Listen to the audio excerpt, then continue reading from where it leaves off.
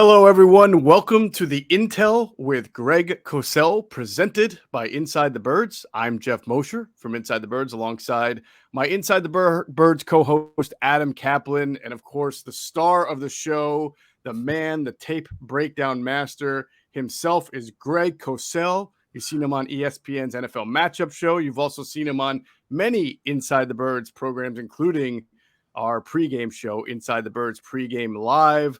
Greg, glad to have you aboard. The people have spoken. They said, we want more Cosell. Adam and I tried to say no. We got outvoted, so we brought you back. And well, you guys are right. You guys are right. But it's at least somebody wants me, Unfortunately, it's got to be me. Small percentage. Yes, we definitely want you. We're happy to have you.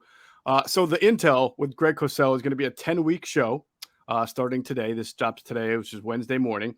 We're going to break down prospects. The first 3 or 4 shows will be dedicated to free agency, NFL free agents. And, of course, after that, we'll get into your NFL draft profiles and breakdowns as we head into the NFL draft. So we're really happy to have you for 10 weeks here. This specific episode today will focus on 2 positions that the Eagles are really going to have to look at hard this offseason, and that's wide receiver, again, and linebacker, again.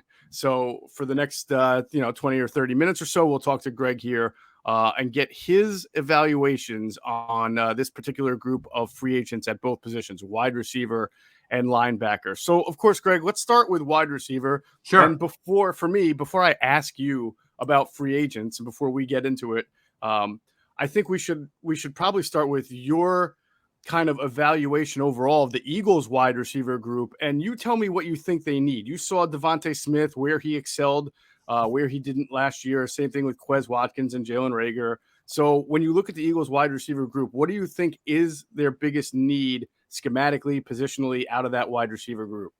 Well, Geoff, I'm going to answer this question, if you don't mind, a little differently, because what the Eagles do with wide receiver and what happened last year and going forward is where we're really dealing with this, is going to be dependent on what they think their offense is going to be. Because this was an offense last year that essentially the passing game was a secondary element. Now, many would argue that in today's NFL, if the passing game is a secondary element, you can't compete for championships. So if you're going to play the way the Eagles played down the stretch the last 7-8 weeks, when their run game was historic, and where their pass game was clearly a complement and secondary, then wide receivers are not going to be a big factor in your offense. Think of what's happened with the Ravens the last 3-4 years. They keep drafting wide receivers, and they're not really big factors in their offense. So the Eagles have a decision to make as far as what they want their offense to look like. If you want to speak specifically about Devonta Smith, I thought for the most part he had a very good rookie season. You saw a lot of the traits we saw at Alabama. He really is a long strider, but he has the ability to separate at the top of his route stem. There's a lot of savvy and understanding and feel to his route running. He plays bigger than his weight, which was a concern for many, including myself, when he came out. So I thought Devonta Smith had a really good season, but when you look at what the numbers are and the targets over the last, 6-7 weeks, those were not the numbers, guys, of a number 1 wide receiver in an NFL offense. And certainly the numbers and the targets for Watkins and Reagor were not what NFL wide receiver targets are. So right. We can sit here and we can revisit Jalen Reagor, who clearly did not have a good season, and we do not know whether he's even part of the Eagles' plans going forward. My guess is Quez Watkins is, but Quez Watkins is not going to be a factor getting 3 or 4 targets a week. So there's a larger question at issue here, and that's what the Eagles' offense will look like. You can bring in all the receivers you want, but if you're going to, in an ideal world, have your quarterback drop back 20 times a game and not have the receivers really be a major factor in your offense, then you have to decide what that means.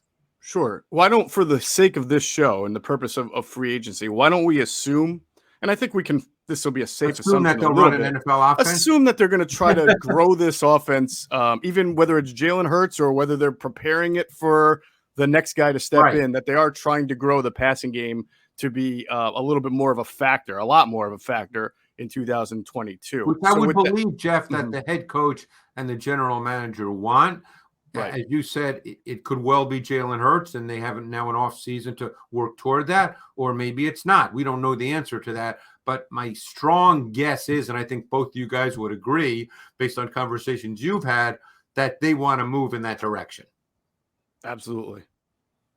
So why don't we do this then? Under that assumption, where does Devontae Smith in your mind fit best as far as positionally? And then if you're going to do that, what kind of guy should they bring in from this list of free agents? Is there anyone that stands out that you think would be a nice complement to what Devontae does?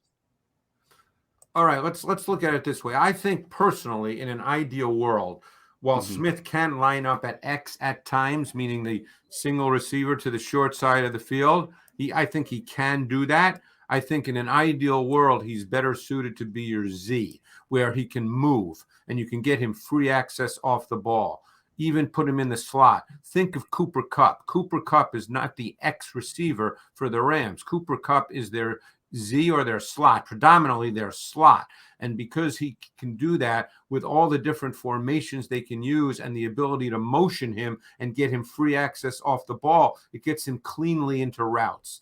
Devontae Smith, to me, is really at his best when he's cleanly into routes. And you can most maximize that when he's either the Z, which is off the ball, or in a slot where he can be off the ball and you can motion him. So to me, that's where Devontae Smith is at his best, because we saw how well he can perform when he does have that free access and he can develop that stride length and the ability to do what our good buddy Jason Yvonne has always spoken about, get corners off their spot. And that's what he can do really, really well when he has free access and can get cleanly into his routes. So Greg, when I look at the Eagles situation, we may discuss a couple other teams as well, particularly in the NFC East. But when you look at the Eagles situation, the one thing they really do lack at receiver is size. Yes. And a guy I've always liked is Allen Robinson. I know he didn't have a good year. He was hurt with a hamstring injury, which seemingly lingered a little bit too long. But this guy's been very productive. When you watch Allen Robinson's tape, what does it show you? Yeah, I think Allen Robinson did not have a very good season, and I can't tell you why. Adam, you know more about that than I do, so you can certainly jump in here. But I think, when you deal with someone like Robinson, you have to decide what he is for you. One thing about today's NFL is the good passing teams, there's one-on-ones, and receivers have to win one-on-one. And there's different ways to win one-on-one. Obviously you can win one-on-one with separation. You can win one-on-one with making contested catches. You have to be able to win one-on-one in today's NFL because teams play man coverage. And now the question is, can Robinson do that? And he didn't do it particularly well last year, so now you have to scheme him. And unless you believe a change of scenery is going to get him rejuvenated and you still feel that the traits are there. That's a tough question for me to answer because the traits didn't show up last year on tape the way they had shown up in years past. So I don't know where he stands in his career. He's probably 30 years old or so now, Adam, right? Isn't he around that? He turns 29 in August. Yeah, and I would add this on Allen Robinson. Talking to the Bears last season, they were going to move him from the X position to the slot primarily. Right. They were unable to draft anyone who could take his place because they felt that he lost his long speed. Not that he was ever a burner, but they felt that he would win, and he would win a lot in a short area. Like he would get open. He had good short area quickness, but long speed, he didn't have it. So usually you don't see guys his size at 6'2.5" be a primary slot. So I do wonder.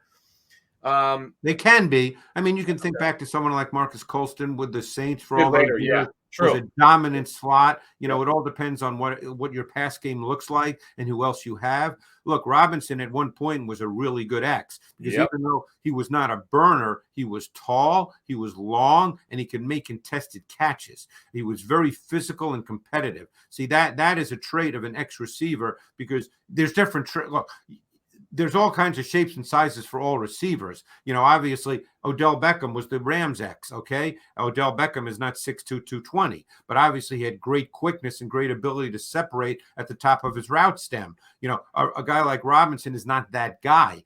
While he did have short area quickness in his prime, he was not necessarily going to separate the way an Odell Beckham does, but he could make physical competitive catches and he could catch through contact.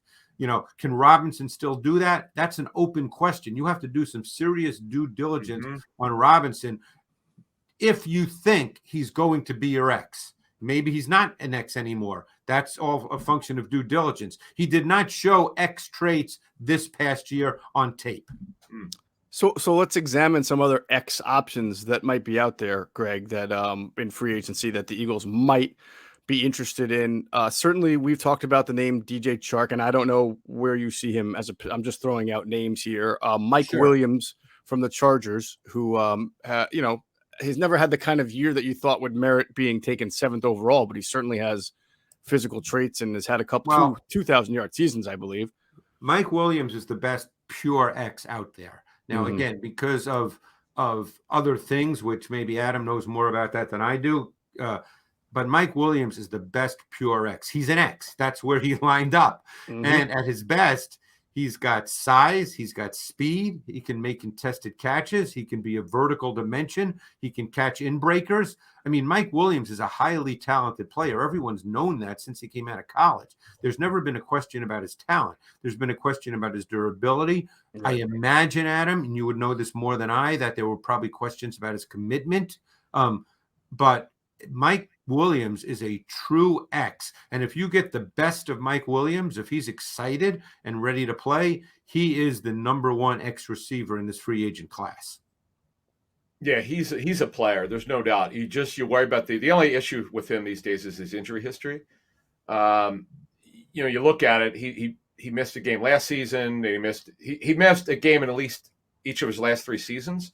And it seems like every week he's on the injury report. It's one form or another. So that you have to do your due diligence as well. Right. But there's no question about the talent. And again, if you're an X, you're getting one-on-one coverage because you're running individual isolation routes. There's no other receiver other than the back usually to that side of the field. So you're getting one-on-one. And Mike Williams can win one-on-one in a variety of ways. And he does give you a vertical dimension. One thing I just wanted to add there is, and I saw this in training camp, he just wins repeatedly.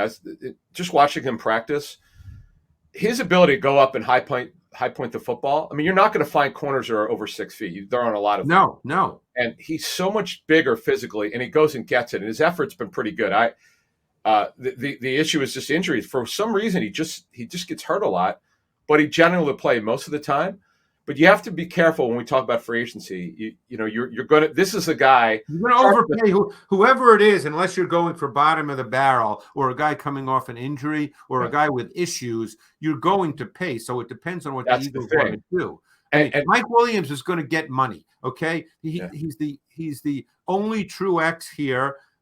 He's a true boundary receiver in the NFL, which every team really needs if they want a complete passing game. And he's highly talented. So Mike Williams is going to get money. The question is, when the Eagles do their due diligence, is he the guy that they want to get? Because they're going to have to pay him. Yep. Well, Greg, you bring up a great point. Since Howie has come back to power after the Chip Kelly tenure, he has looked for bargains at wide receiver. I mean, the biggest name guy he brought in was, as we know, Alshon Jeffrey, and that was on a 1-year, $14 million upside type deal that wound up getting restructured in the middle of the first year. Right. You look at some of the other guys. Torrey Smith was a 2-year deal. Mike Wallace, that was something that they tried. It didn't work out because he got injured. He was injured, right. But bargain there, guy who was a little bit older and coming off an injury. Then he got hurt. Deshaun Jackson, they traded for it, didn't work out very well. So he's always looked for bargains here. He is not. So when we talk about this free agent landscape and maybe like a Mike Williams or a Chris Godwin, it doesn't seem to go with Howie's recent history. But what you just mentioned there, when we look at bargains, I think of 2 guys with injuries that maybe could be bargains. One being DJ Chark and the other being Juju Smith-Schuster, who are different types. Where does Michael receivers. Gallup fit into this equation? I was going to bring Right. that up too. Michael Because Gallup. Michael Gallup is a true X as well. That's where he played with the Cowboys, and he's a very good player. And he's coming off a torn ACL, so I don't know what his 2022 status is as far as when he's going to be ready. Well, let's throw him in there then. He's a quality NFL wideout who is an X receiver, and if that's what you're looking for, again, they have to decide about Devonta Smith. As I said, I don't believe Devonta Smith is a pure X. Can he line up there at times? Yes, but I don't believe he's a pure X. Greg, on your point about, as we started here, you made a great point about the Eagles have to decide what kind of offense they're going to be.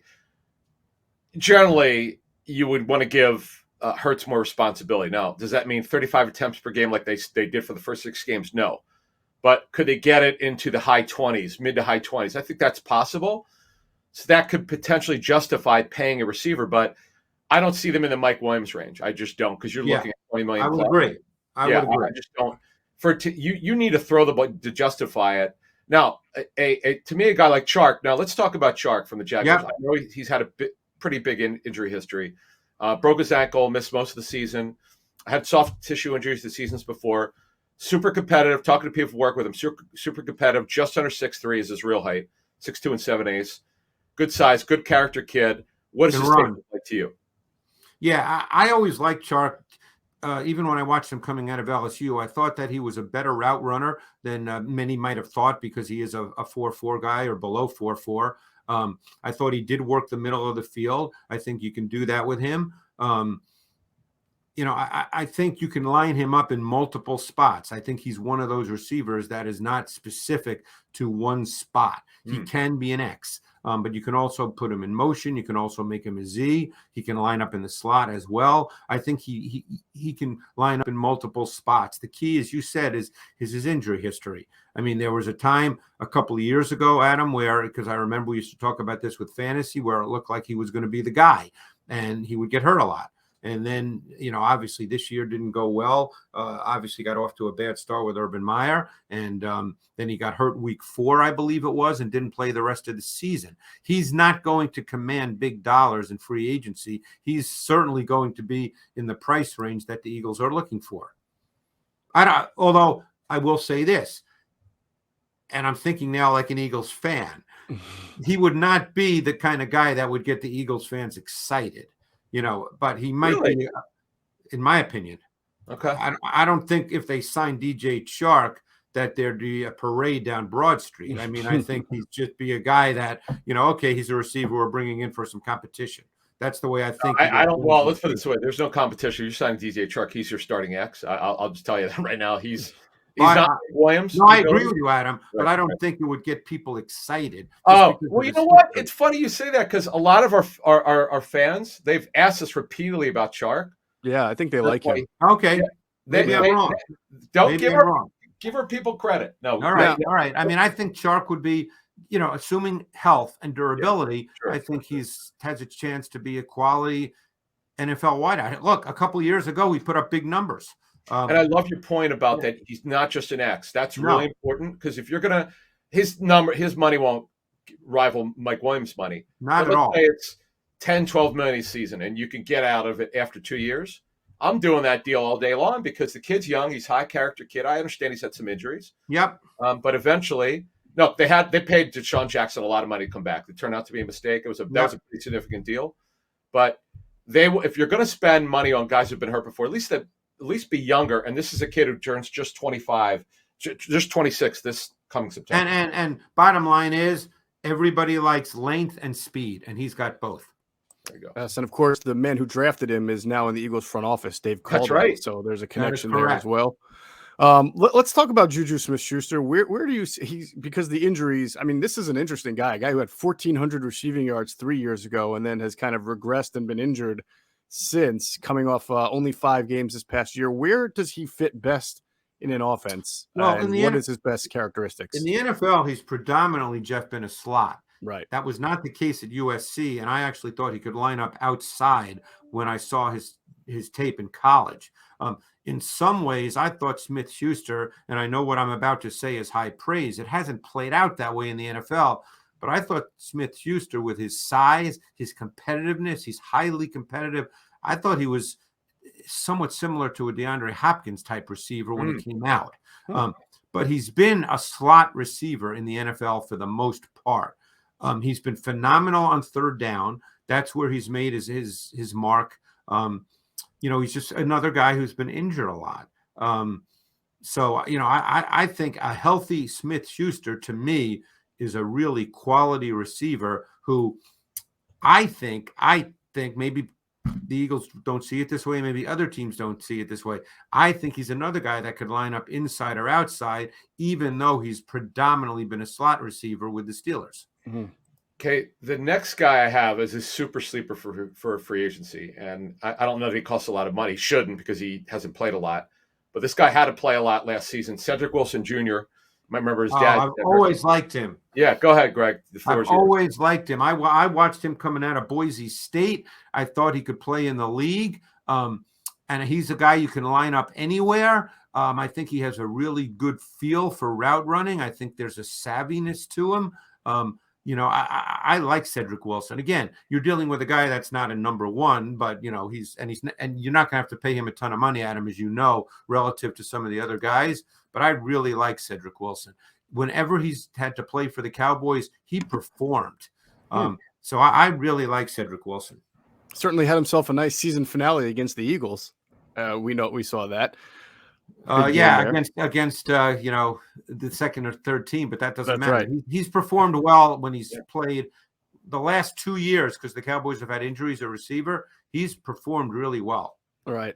Let's finish off wide receiver, Greg. And let's say the Eagles are very modest. They're trying to get a real bargain. They see some upside, and they bring in what we say is a name that really wouldn't excite Eagles fans, but maybe would be good for the offense. So I'll throw a couple names at you. You tell me if you think you could see it or if it would work with what the Eagles want to do. There's Byron Pringle, Marquez Valdez-Scantling, Traquan Smith, and James Washington. Any of those four kind of jump out to you as someone that might be a pretty good bargain in the right scenario?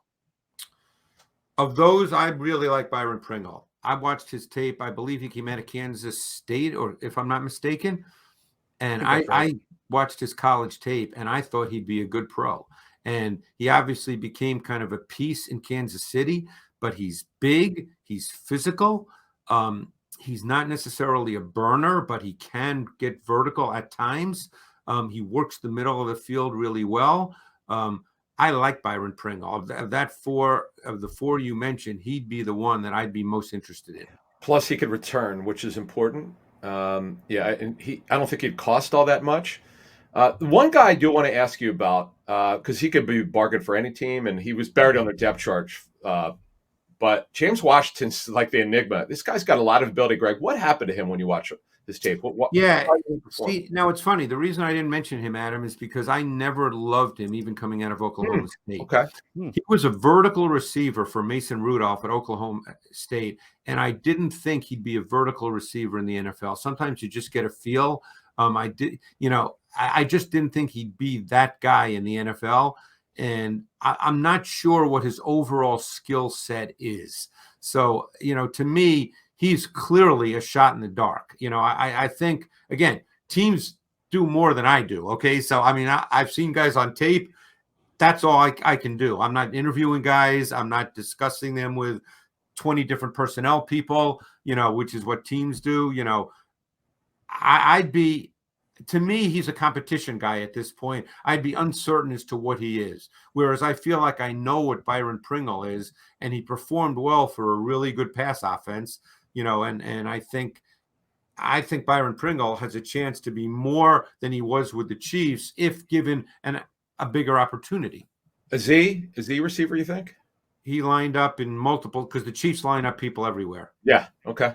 Cool. All right, I lied. I had two more names I want to throw at you before we get to linebacker. One has familiarity with the staff in Colts wide receiver Zach Pascal, the other being Keelan Cole, who has at times flashed in the NFL. Any one of those two guys jump out? First of all, with Pascal, where is his best fit in an offense? Well, Pascal's been one of those guys that's, had a kind of a nice, what's he been in the league? 3-4 years now? I thought a little longer than that, but about 4. Yeah, probably 4. I guess if he's a free agent, probably 4 years, right?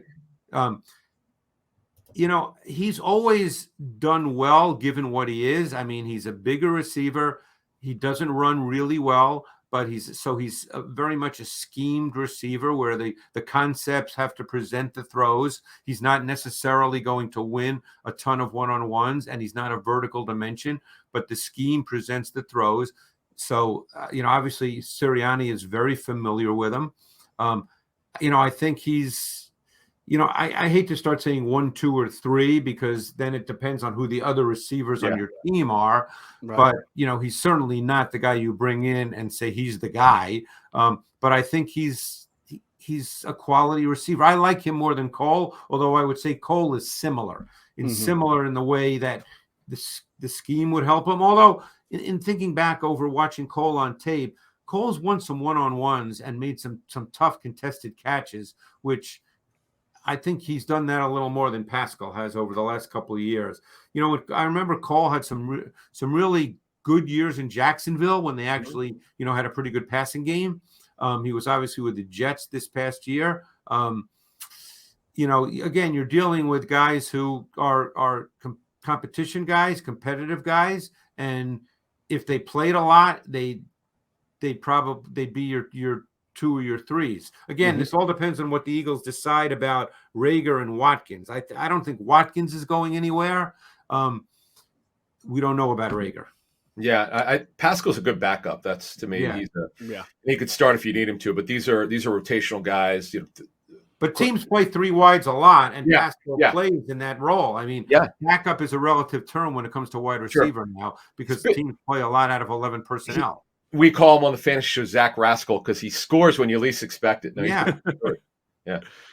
All right, good stuff. Let's transition to linebacker. Of course, we know this is a position that's constantly in flux for the Eagles. You look at them now, and they've really tried to get by with not blue chip talent. I think we've all talked about that before.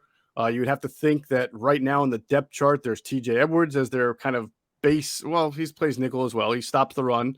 Well, Davion Taylor has to come back from an injury. Alex Singleton, we saw him get benched and relegated to dime linebacker duties. So, Greg, in the past, we saw Howie trade for sign a guy like Nigel Bradham. Right. He's used 2nd and 3rd round picks on linebackers.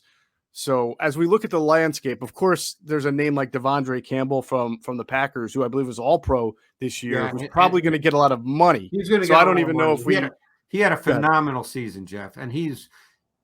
That's the kind of player they need, but you're going to have to pay, and then it comes down to what's their worldview of the linebacker position. Right.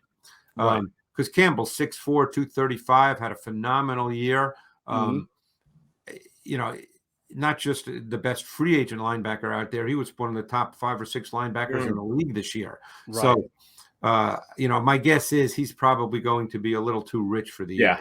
I would agree. Sure. So let me start off with this guy because we talk about him all the time, and maybe five years ago it would be out of the price range. But where is Anthony Barr right now as an NFL player at the age? What is he? He's got to be like 30 or 30. I forget how old he is, but he's certainly not young anymore. So where do Barr is an interesting player because Barr was a Sam linebacker in Minnesota, played off the ball, and then occasionally would put his hand in the dirt and rush the quarterback. He's been a good player. He's been hurt a lot the last, number of seasons. And I'm not sure where he is right now. I think at his best, he's been a really good player. He's big. He's 6'3", 6'4". He's 250. He's played in a defense that obviously Gannon is, he'd be familiar with this defense because he played in Minnesota. And there's a lot of, comparisons with these two defenses, methodology wise, concepts wise. If Gannon's going to do a lot of what he did this year, and we don't know that, but if he is, you could see Barr, if he was with the Eagles, playing on the ball a lot the way Avery did. You could see Barr in that position. And obviously he's a better player than Avery, but it comes down to, I guess, where do you think he is physically, durability-wise, and how many years you think he has to be a good player. Yeah, he turns 30 in March, so very, very, he's essentially 30. I know talking to the Vikings, they felt, remember when he was supposed to go to the Jets and then yeah. they were so relieved because they use him in a specific way, sort of what They you're do. talking about. Plus, he covers tight ends. He could cover. Yeah. Usually guys that long don't cover well, but he actually could cover pretty well. He's a very unique player. Yeah, and you make a good point, Geoff. I don't know if he's going to cost all that money that he would have cost earlier because he turns 30. He's on the back nine of his career. Right. This is the kind of guy, Geoff, we saw with the Nigel Bradhams of the world, that the Eagles sometimes they find these mid-level bargains later in their career. Mm-hmm. They help transition their defense. And quite frankly, they just didn't have enough guys who could make plays last year. Well, I wonder what you know this better than I, Adam. What do you think he's going to get, per year on a deal? Don't know. I'll know more at the combine next week, but because I would imagine you're not signing him for more than 2 years. Yeah, because he's a 30-year-old player. You're not signing him to a 4-year deal at big money. You're signing him. My guess is, and I don't follow this closely, he's probably in the 2-year, $15 million range. I would think, give or take. Yeah, sounds about right. Which I think is probably, that's doable for the Eagles. Look, at some point, you have to recognize that linebackers are important in this league. Right. I mean, you just have to recognize that. True. So let's go to a couple of other names, Greg, at linebacker. One in particular that jumps out at me only because the Eagles played his team this year, and I thought just watching the tape that he jumped out a little bit, and that's from the Chargers, Kaiser White, who I believe was basically playing a lot because there were injuries at Charger, like Kenneth Murray and the such, right? Did you get a chance to look at Kaiser White? Do you have a feel for how he fits? Well, Kaiser White, correctly? He was a safety at West Virginia, and he made the transition to linebacker in the NFL. Mm-hmm. He's an off-the-ball backer for the most part. He's pretty good in coverage. So, he would fit what the Eagles want, I think, because because he was a safety, he's a little more athletic than your average linebacker. Mm-hmm. He's been a starter there. I mean, this year, I don't know what his snap count percentage was, but I would bet it was pretty high because they battled injuries at the position. Kenneth Murray was injured a lot with the Chargers. Tranquil, I know, was injured and also missed a game or two with COVID. So White played a lot of snaps this year. And I think he's a solid player. Like he's better than what they put out there now. He's not a star, but he's a very reliable, solid player who's an off-the-ball backer who can play in coverage. Well, my only thing there would be, because Davion Taylor, they want him to be a factor, and you've got two smaller linebackers. I understand the league's going to that, but man, that would be, although of course they'd be more athletic and the movement would be better, but that would be interesting to see if they would go with those guys at 225, 230. Yeah, because as I said, he was a safety in college. Yeah, maybe if you were to sign a guy like Kaiser White as a nickel linebacker, you have your for rundowns, you have your TJ Edwards and Davion out there, and then you take TJ off and put a guy like Kaiser along with Davion Taylor, and now you're a little bit more athletic and rangy, I would think, at that position. Well, the other guy who fits that mold, who I think is a really good player, and he's going to command more money because he's younger. Well, he's not younger, but he's better, is Foy Oluokun. He was a safety in college in the Ivy League. He's been a really good NFL linebacker that no one knows about because he's played for the Falcons the last number of years. But he's very athletic. He's an off-the-ball linebacker. He can cover. He can cover in zone. He can match up to tight ends. He can blitz. He's actually a really good player. He's going to get more money than White. He's just a better player. Mm-hmm. What was the name again? Foy? Say it again. Foy Oluokun. Oh, Foy Oluokun, right. From Yale. And he's a guy that when he got drafted in the 6th round, there were people around the league who were like, wow, he actually got drafted. There was not, I got to be honest, Greg, there were a lot of people who did not think he'd ever make it. He's a good player, Adam. Yeah. No, Oluokun has been a big surprise. Yeah, no doubt. He's really good in coverage. So, no, he's going to get more money than White. And he could be believe it or not, and I know maybe a lot of people don't know the name, Eagles fans, but he's going to sign a 3 or 4 year deal because he's young, he's athletic, he can play in nickel, he could probably be your dime linebacker if you're going to play dime. So he's going to get more money than people think. one thing on Aluakun. So he's playing a 34 and a 43 because it was Dan Quinn. Now it's your guy Dean Pease.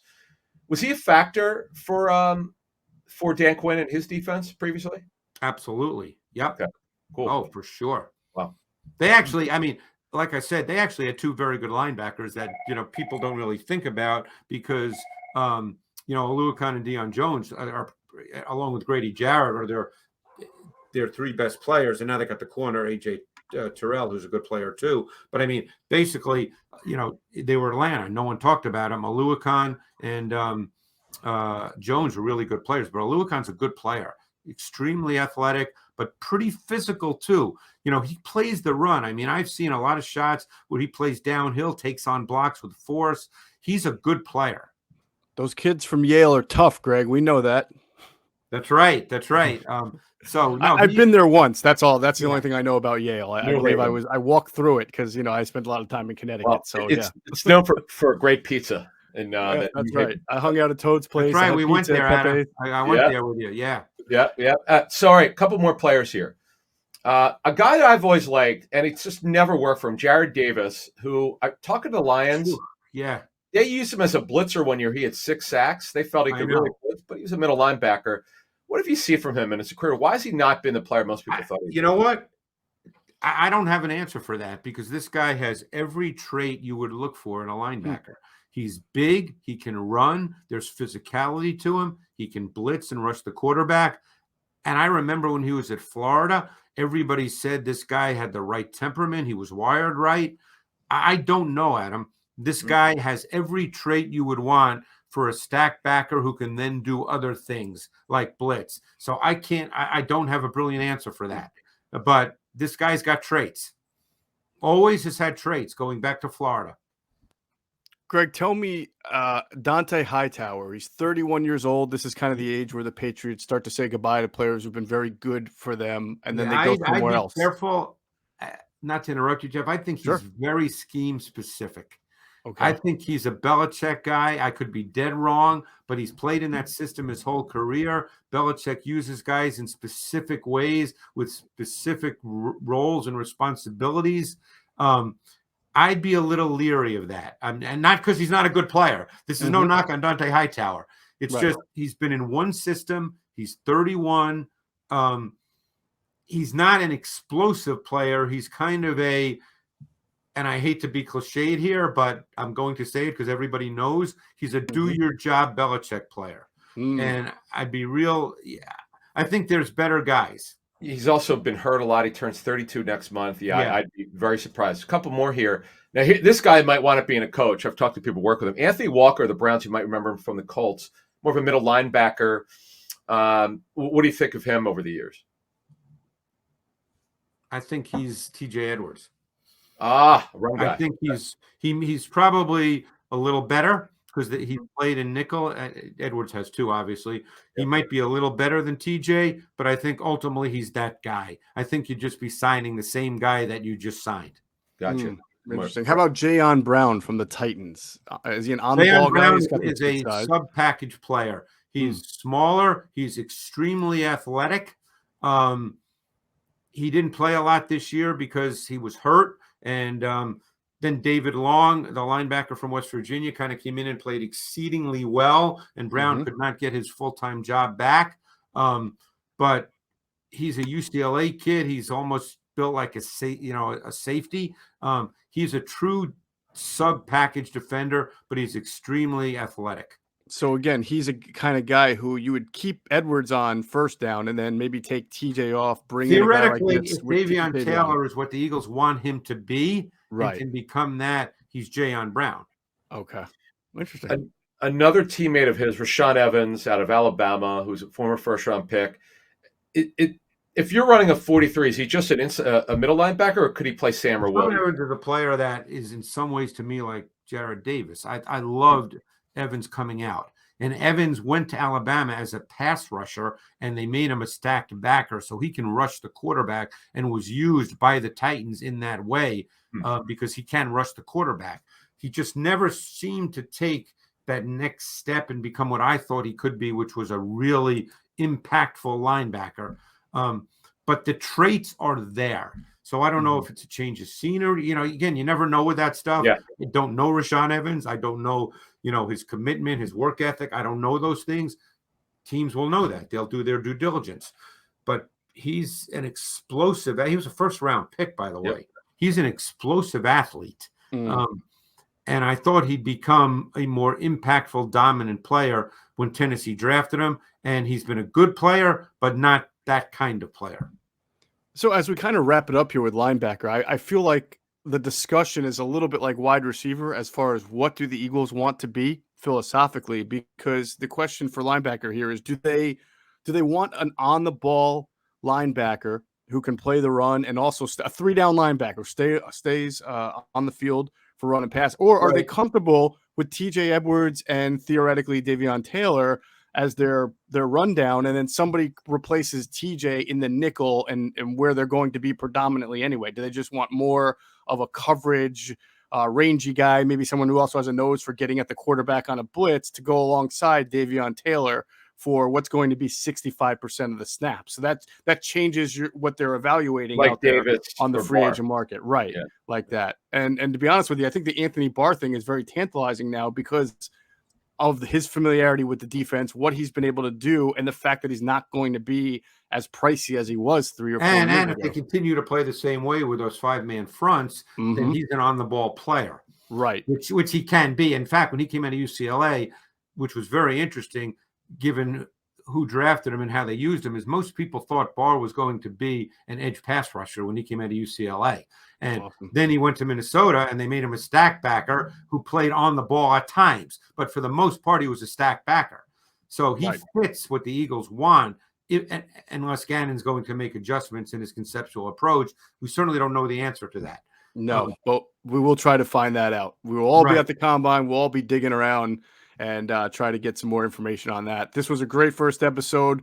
Linebackers, wide receivers are in the books next week. Cornerbacks and safeties. It feels like we're talking about the same positions every year. Well, Philadelphia Eagles. When you need these positions, look, you can win a lot of ways in this league. We all, that. So, and you guys know me well enough to know that I don't rip coaches and general managers. I mean, everybody has reasons for doing what they do. I like to believe that this is all thought through. I know it's thought through. We all know it's thought through. Teams make mistakes. It's still human beings evaluating human beings. There's many different philosophies. I mean, I know for years, many in Philadelphia believe that the Eagles have made big mistakes because they've not prioritized linebacker or safety. You can have that discussion. There's always discussions to be had. So, again, I don't know how he's going to see it this year, whether he says, oh, yeah, we need linebackers. He's going to need safeties because right now they don't have any who are under contract except Marcus Epps, I believe. So they're going to need to line up with somebody. And we will talk about that. There is, as you said, there's always conversations to be had, and we will continue to have them at this time next week. So for Greg Cosell and Adam Caplan, I'm Geoff Mosher. You've been watching The Intel with Greg Cosell.